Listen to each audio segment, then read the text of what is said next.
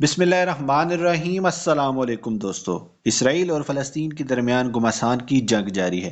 اگر ہمیں موجودہ کرائسس کو گہرائی سے جاننا ہے تو ان دونوں ملکوں سے جڑے ماضی کے کچھ اہم واقعات کے بارے میں جاننا بہت ضروری ہے۔ اسی لیے آج کی ویڈیو میں جانیے اسرائیل کی 1882 سے 1948 تک کی مکمل ہسٹری، کیسے اسرائیل کا جنم ہوا اور کیسے شروعات ہوئی عربوں اور یہودیوں کے درمیان کانفلکٹ کی۔ دوستو، اس ویڈیو کے پی ڈی ایف ورژن کو ڈاؤن لوڈ کرنے کا لنک ویڈیو ڈسکرپشن میں موجود ہے۔ یہ پی ڈی ایف پاس ورڈ پروٹیکٹڈ ہے۔ پاس ورڈ کے پہلے 2 ڈیجٹس میں آپ کو ابھی بتا دیتا ہوں، 2 اور 4۔ پاس ورڈ کے باقی ڈیجٹس آپ کو مکمل ویڈیو دیکھنے پہ مل جائیں گے۔ اسرائیل کی پیدائش صہیونیت سے قومیت تک۔ پہلی ہجرت 1882 سے 1903۔ 1882 سے 1903 کے دوران تقریباً 25,000 سے 35,000 یہودیوں نے فلسطین، جو اس وقت سلطنت عثمانیہ کا حصہ تھا، کی جانب ہجرت کی۔ پہلی ہجرت میں اثر انداز ہونے والے عوامل، وہ کیا وجوہات تھیں جن کی بنیاد پہ یہودیوں نے فلسطین کی جانب پہلی ہجرت کی؟ سب سے پہلی وجہ ہے مذہبی اور تاریخی تعلق۔ یہودیوں کا یروشلم کے ساتھ بطور آبائی وطن ہونے کے علاوہ گہرا مذہبی اور تاریخی تعلق بھی تھا۔ اس کے علاوہ دوسری وجہ تھی الگ وطن کی تلاش۔ اس وقت یہودی در بدر کی ٹھوکریں کھا رہے تھے اور ان کے پاس اپنا وطن نہیں تھا۔ تیسری وجہ ہے لفظ افزایون اور اسی طرح کے دیگر گروہوں نے عملی آبادکاری اور زرعی ترقی پہ توجہ مرکوز کرتے ہوئے منظم یہودی ہجرت کی بنیاد رکھی۔ اس کے علاوہ آگے ہم بات کرتے ہیں زائونزم، صہیونیت اور تھیوڈور ہرزل۔ زائونزم ایک سیاسی اور قوم پرست تحریک ہے جو یہودیوں کے وطن کی ترجمان ہے۔ ڈیئر اسٹوڈنٹس، پاس ورڈ کا اگلا ڈیجٹ ہے 6۔ تھیوڈور ہرزل پولیٹیکل زائونزم کے بانی کے طور پر تسلیم کیا جاتا ہے۔ ہرزل نے 1896 میں ایک قومی وطن کے تصور کا خاکہ پیش کیا۔ اس نے منظم صہیونیت کی بنیاد رکھی، جس کے نتیجے میں 1897 میں پہلی زائونسٹ کانگریس اور ورلڈ زائونسٹ آرگنائزیشن کا قیام عمل میں آیا۔ دوسری ہجرت 1904 سے 1914۔ 1904 اور 1914 کے درمیان مزید 40,000 سے 50,000 یہودیوں نے سلطنت عثمانیہ کے زیر کنٹرول فلسطین میں ہجرت کی۔ سلطنت عثمانیہ کا پہلی اور دوسری ہجرت کے وقت رد عمل۔ سلطنت عثمانیہ نے کئی وجوہات کی بنیاد پہ یہودیوں کی ہجرت کی سختی سے مخالفت کرنے سے گریز کیا، جن میں سب سے پہلی وجہ تھی اکنامک ڈیولپمنٹ۔ یہودی آبادکاروں کو اکنامک ڈیولپمنٹ خاص طور پر ایگریکلچر کے فروغ کا ذریعہ سمجھا گیا، چونکہ اس ٹائم وہ بنجر زمین پہ آباد ہوئے تھے۔ اور دوسری وجہ ہے مذہبی اور نسلی رواداری۔ عثمانی پالیسیوں نے بقائے باہمی کو فروغ دیتے ہوئے مختلف مذہبی اور نسلی گروہوں کے لیے نسبتاً رواداری کی عکاسی کی۔ تیسری وجہ ہے یہودی تارک وطن زمین کی خریداری اور زرعی سرگرمیوں میں مصروف رہے۔ انہوں نے پہلے غیر کاشت شدہ علاقوں کی ترقی میں حصہ ڈالا۔ سیاسی استحکام کی کوشش بھی ایک وجہ تھی۔ اندرونی اور بیرونی چیلنجز کے درمیان یہودیوں کی امیگریشن کی اجازت کو خطے میں استحکام اور ترقی کے ایک ذریعے کے طور پر دیکھا گیا۔ بالفور اعلامیہ 1917۔ ڈیئر اسٹوڈنٹس، پاس ورڈ کا اگلا ڈیجٹ ہے 8۔ بالفور اعلامیہ 1917 برطانوی حکومت کی طرف سے جاری کیا گیا۔ اس اعلامیہ میں فلسطین میں یہودیوں کے لیے قومی گھر کی حمایت کا اظہار کیا گیا۔ تیسری ہجرت 1919 سے 1923۔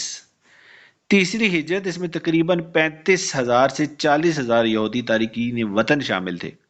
پہلی جنگ عظیم اور سلطنت عثمانیہ کے خاتمے کے بعد 1919 اور 1923 کے درمیان واقع ہوئی۔ فلسطین میں برطانوی راج 1920 تا 1948، برٹش مینڈیٹ فار پیلسٹائن۔ یہ ایک قانونی اور انتظامی ڈھانچہ تھا جو لیگ آف نیشنز نے 1920 میں قائم کیا تھا۔ اس قانون کے مطابق سلطنت عثمانیہ کی تحلیل کے بعد برطانیہ کو فلسطین پہ حکومت کرنے کا اختیار دیا گیا تھا۔ برطانوی مینڈیٹ 1920 سے 1948 کے دوران کشیدگی پیدا ہوئی کیونکہ فلسطین میں مسلم اکثریت نے آزادی کی کوشش کی، جبکہ یہودیوں کی امیگریشن اور زمین کی خریداری نے اس آزادی کی کوششوں کی راہ میں رکاوٹ ڈالی۔ ڈیئر اسٹوڈنٹس، پاس ورڈ کا نیکسٹ ڈیجٹ ہے 1۔ چوتھی ہجرت 1924 سے 1928 کے درمیان مشرقی یورپ سے برطانوی راج کے تحت فلسطین میں یہودیوں کی ہجرت کی لہر تھی، جو کہ اقتصادی مواقع اور یورپ میں یہود دشمنی سے بچنے کے باعث تھی۔ تارکین وطن نے خطے میں یہودی آبادکاریوں کی تشکیل میں کلیدی کردار ادا کیا۔ برطانوی حکومت اور یہودی امیگریشن کے خلاف عرب میں شدید بے چینی پیدا ہوئی اور علاقے میں کشیدگی پیدا ہوئی، جو نتیجتاً پیل کمیشن اور 1939 کے وائٹ پیپر کا باعث بنی، جس نے یہودیوں کی امیگریشن پر پابندی لگا دی۔ دوسرے جنگ عظیم کے آغاز نے جغرافیائی سیاسی صورتحال کو نمایاں طور پر متاثر کیا۔ جنگ کے بعد یہودیوں کی حالت زار اور بین الاقوامی سازشوں نے یہودیوں کے لیے علیحدہ آبائی زمین کے مطالبے میں اہم کردار ادا کیا۔ Declaration of state of Israel 1948، ریاست اسرائیل کا اعلان 1948۔ ڈیئر اسٹوڈنٹس، پاس ورڈ کا آخری ڈیجٹ ہے 1۔ اقوام متحدہ کی تقسیم کا منصوبہ 1947 میں تجویز کیا گیا، جس کا مقصد فلسطین کو یہودی اور عرب ریاستوں میں تقسیم کرنا تھا۔ ریاست اسرائیل کا اعلان 14 مئی 1948 کے منحوس دن کے موقع پہ اسرائیل کے پہلے وزیر اعظم ڈیوڈ بین گوریون نے ریاست اسرائیل کے قیام کا آغاز کیا، اور اس دن سے لے کے آج تک اسرائیل نے فلسطین میں ظلم و ستم کا بازار گرم کیا ہوا ہے اور مسلمانوں کا قتل عام جاری ہے۔ بسم اللہ الرحمن الرحیم۔ السلام علیکم دوستو، اس سلسلے کی پہلی ویڈیو میں 1882 سے 1948 تک قیام اسرائیل کے پہلے کے حالات کا باریک بینی سے مشاہدہ کیا گیا تھا۔ موجودہ ویڈیو میں ہم گہرائی سے جائزہ لیں گے قیام اسرائیل کے بعد 1948 سے 2023 تک کے حالات و واقعات کا۔ ہم دیکھیں گے کہ کیسے اسرائیل نے فلسطین اور خطے کے امن کو سبوتاژ کیا، اور کیسے ہوتا گیا مسئلہ فلسطین گمبھیر سے گمبھیر تر۔ اس ویڈیو کے پی ڈی ایف ورژن کو ڈاؤن لوڈ کرنے کا لنک ویڈیو ڈسکرپشن میں موجود ہے۔ پی ڈی ایف کے پاس ورڈ کے پہلے 2 ڈیجٹس میں آپ کو ابھی بتا دیتا ہوں، 1 اور 3۔ مکمل ویڈیو دیکھنے پہ آپ کو ملیں گے پاس ورڈ کے ریمیننگ ڈیجٹس۔ پہلی عرب اسرائیل جنگ 1948۔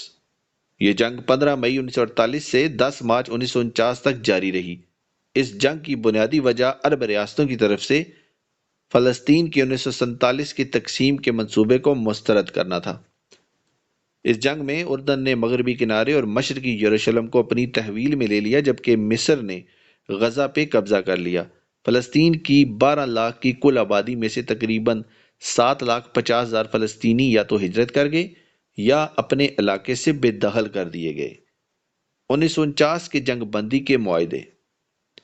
عرب اسرائیل جنگ کے بعد اسرائیل اور اس کے پڑوسی ممالک مصر، اردن، شام اور لبنان کے درمیان جنگ بندی کے 4 معاہدوں پہ دستخط ہوئے۔ ہر معاہدے میں مخصوص جنگ بندیوں کا اعلان کیا گیا اور عارضی سرحدیں قائم کی گئیں، جس سے جنگ کا خاتمہ ہوا۔ 1949 سے 1960 کے دوران یہودیوں کی ہجرت۔ 1949 سے 1960 کے دوران 10 لاکھ تک یہودی پناہ گزین مسلم اکثریتی ممالک سے تارکین وطن نیز 2,50,000 ہولوکاسٹ سے بچ جانے والے یہودیوں نے اسرائیل میں ہجرت کی۔ 1956-57 کا سوئز نہر بحران۔ اسرائیل نے برطانیہ اور فرانس کے ساتھ مل کر 29 اکتوبر 1958 کو مصر پہ حملہ کیا تاکہ اسرائیلی جہاز رانی کے لیے سوئز نہر کو دوبارہ کھولا جا سکے اور سینائی سے فلسطینیوں کی مسلح جدوجہد کو ختم کیا جائے۔ اس طرح سینا اور غزہ میں اقوام متحدہ کی بفر فورسز قائم ہوئیں اور نہر سوئز میں اسرائیل کو جہاز رانی کی اجازت مل گئی۔ اسرائیل واٹر کیریئر 1964۔ اسرائیل کا سب سے بڑا نیشنل واٹر کیریئر 10 جون 1964 کو مکمل ہوا، جس میں شمال میں واقع جھیل کینریٹ سے نیم بنجر جنوبی علاقوں میں پانی لایا گیا، جس کے نتیجے میں اسرائیل اور اردن کے درمیان پانی کے معاملے میں شدید تناؤ پیدا ہوا۔ ڈیئر اسٹوڈنٹس، پاس ورڈ کا اگلا ڈیجٹ ہے 5۔ 1967 کی 6 روزہ جنگ، یہاں پہ میں معذرت چاہتا ہوں، 6 روزہ کی جگہ ٹائپنگ مسٹیک سے 6 روزہ لکھا گیا۔ یہ جنگ 5 جون 1967 کو شروع ہوئی اور 10 جون 1967 تک جاری رہی۔ کئی مہینوں کی کشیدگی کے بعد بشمول سرحدی جھڑپوں، مصر کی جانب سے اقوام متحدہ کی بفر فورس کو سینائی سے نکالنے اور اس کے آبنائے تیران کو اسرائیلی جہاز رانی کے لیے بند کرنے کے بعد اسرائیل نے مصر پہ پیشگی حملہ کیا۔ اس دوران اردن اور شام بھی جنگ میں شامل ہو گئے۔ یہ جنگ 6 دن تک جاری رہی اور نتیجتاً اسرائیل مشرقی یروشلم، مغربی کنارے غزہ، گولان کی پہاڑیوں اور سینائی پہ قابض ہو گیا۔ ان تمام علاقوں میں آنے والے سالوں میں اسرائیلی حکومت کی منظوری سے یہودی بستیاں قائم کی جانے لگیں۔ 1973 کا مصر اور شام حملہ۔ 6 ستمبر 1973 کو مصر اور شام نے یوم کپور یا اکتوبر کی جنگ میں مقبوضہ سینا اور گولان کی پہاڑیوں میں اسرائیلی افواج کے خلاف مشترکہ حملہ کیا۔ اسرائیل اس جنگ میں غالب تو رہا، لیکن اہم نقصان اٹھانے کے بعد ہی۔ صہیونیت نسل پرستی ہے۔ 10 نومبر 1975 کو اقوام متحدہ کی جنرل اسمبلی نے ایک قرارداد منظور کی جس میں صہیونیت کو نسل پرستی کی ہی ایک شکل قرار دیا گیا۔ یہ قرارداد 1991 میں منسوخ کر دی گئی۔ 1976 کے احتجاج لینڈ ڈے۔ 30 مارچ 1976 کو اسرائیلی اربوں کی طرف سے شمالی اسرائیل کے گلیلی علاقے میں سرکاری اراضی پہ قبضے کی کوششوں پہ بڑے پیمانے پہ احتجاج ہوا۔ سیکورٹی فورسز کے ساتھ جھڑپوں میں 6 ارب شہری شہید ہو گئے۔ ہر سال 30 مارچ کو لینڈ ڈے کے طور پر منایا جاتا ہے۔ کیمپ ڈیوڈ معاہدے 1978۔ 17 ستمبر 1978 کیمپ ڈیوڈ معاہدے دستخط کیے گئے۔ یہ معاہدے مصری صدر انور سادات اور اسرائیلی وزیراعظم کے درمیان معاہدوں کا ایک سلسلہ تھا، جس کے سہولت کار امریکی صدر جمی کارٹر تھے۔ ان معاہدوں کا مقصد مشرق وسطیٰ میں امن کے لیے ایک فریم ورک فراہم کرنا تھا۔ اس معاہدے کے اہم اجزاء میں مصر اسرائیل امن معاہدہ، مصر کی طرف سے اسرائیل کی قانونی حیثیت کو تسلیم کرنا، جزیرہ نما سینائی سے اسرائیل کا انخلا شامل تھا۔ عراق کے اوسیرک نیوکلیئر ری ایکٹر کی تباہی 1981۔ 7 جون 1981 اسرائیلی فضائیہ کے حملے نے عراق میں اوسیرک کے جوہری ری ایکٹر کو تباہ کر دیا۔ 1982 میں لبنان پہ حملہ۔ 6 جون 1982 لندن میں اسرائیلی سفیر پر فلسطینی عسکریت پسندوں کی طرف سے قاتلانہ حملے کے بعد فلسطین لبریشن آرگنائزیشن PLO کی قیادت کو بے دخل کرنے کے لیے اسرائیل نے 6 جون 1982 کو لبنان پہ حملہ کر دیا۔ 1982 کا فلسطینیوں کا قتل عام۔ 16 سے 18 ستمبر 1982 لبنان بیروت میں صابرہ اور شتیلا کیمپوں میں اسرائیل کے عیسائی اتحادیوں کے ہاتھوں فلسطینیوں کا قتل عام ہوا۔ حکومت کے قائم کردہ کمیشن نے اسرائیلی وزیر دفاع ایریل شیرون کو بالواسطہ طور پر اس واقعے میں ملوث پایا اور انہیں عہدے سے ہٹانے کی سفارش کی۔ اسرائیل میں اس قتل عام کے خلاف بڑے پیمانے پہ مظاہرے ہوئے۔ پہلی بغاوت 1987 حماس کا جنم۔ 9 دسمبر 1987 مقبوضہ علاقوں میں پہلی بغاوت شروع ہوئی۔ غزہ میں اخوان المسلمین حماس کی تحریر کا جنم ہوا، جو تیزی سے اسرائیل کے خلاف پرتشدد بغاوت میں بدل گئی۔ 1990 کی دہائی کے بعد سوویت ہجرت۔ 1990 سے 2006 کے دوران تقریباً 1.6 ملین سوویت یہودی اور ان کے غیر یہودی شریک حیات، ان کے رشتہ دار سابق سوویت یونین سے ہجرت کر کے اسرائیل آ گئے۔ ڈیئر اسٹوڈنٹس، پاس ورڈ کا اگلا ڈیجٹ ہے 7۔ 1991 کی گلف وار۔ یہ جنگ 17 جنوری 1991 سے 28 فروری 1991 تک جاری رہی۔ عراق نے اسرائیل پر 39 اسکڈ میزائل داغے۔ اسرائیل نے امریکی درخواست پہ جواب دینے سے گریز کیا۔ 1991 کی میڈرڈ کانفرنس۔ 30 اکتوبر سے 1 نومبر 1991 امریکی اور سوویت سرپرستی میں میڈرڈ کانفرنس منعقد ہوئی۔ 1949 کے بعد پہلی بار اسرائیل، لبنان، شام، اردن اور فلسطینی نمائندے تعلقات کو معمول پہ لانے کے لیے ایک ساتھ بیٹھے اور یوں مذاکرات کا آغاز ہوا۔ 1993 کا اوسلو اعلامیہ۔ 13 ستمبر 1993 کو اسرائیلی وزیراعظم رابن اور پی ایل او کے رہنما یاسر عرفات نے فلسطینی خود مختار حکومت اور پہلی بغاوت کو باضابطہ طور پر ختم کرتے ہوئے اوسلو اعلامیہ پہ دستخط کیے۔ بہرحال اوسلو اعلامیہ کو مسترد کرنے والے فلسطینی گروپوں کی جانب سے پرتشدد کارروائیوں کا سلسلہ جاری رہا۔ 1994 کا غزہ اور مغربی کنارے سے اسرائیلی انخلا۔ 4 مئی 1994 کو اسرائیل نے غزہ کے بیشتر اور مغربی کنارے کے شہر جیریکو سے دستبرداری اختیار کی۔ یاسر عرفات کو پی ایل او انتظامیہ کو تیونس سے منتقل کرنے اور فلسطینی نیشنل اتھارٹی قائم کرنے کی اجازت دی۔ 1994 کا اردن اسرائیل امن معاہدہ۔ 26 اکتوبر 1994 کو اردن اور اسرائیل نے امن معاہدوں پہ دستخط کیے۔ اس معاہدے میں علاقے، سلامتی، پانی اور مختلف موضوعات پہ تعاون کے بارے میں اتفاق رائے کیا گیا۔ 1994 کا نوبل امن انعام۔ دسمبر 1994 میں اسرائیلی وزیراعظم رابن، یاسر عرفات اور اسرائیلی وزیر خارجہ شمعون پیرز کو مشترکہ طور پر امن کا نوبل انعام دیا گیا۔ اسرائیلی وزیراعظم رابن کی موت۔ 4 نومبر 1995 کو یہودی انتہا پسند نے اسرائیلی وزیراعظم رابن کو تل ابیب میں گولی مار کر ہلاک کر دیا۔ شمعون پیرز وزیراعظم بن گئے۔ اسرائیل کا 2000 میں لبنان سے انخلا۔ 24 مئی 2000 کو اسرائیلی جنوبی لبنان سے دستبردار ہو گئے، حالانکہ لبنان نے شیبا فارمز کا علاقہ متنازع ہی رکھا۔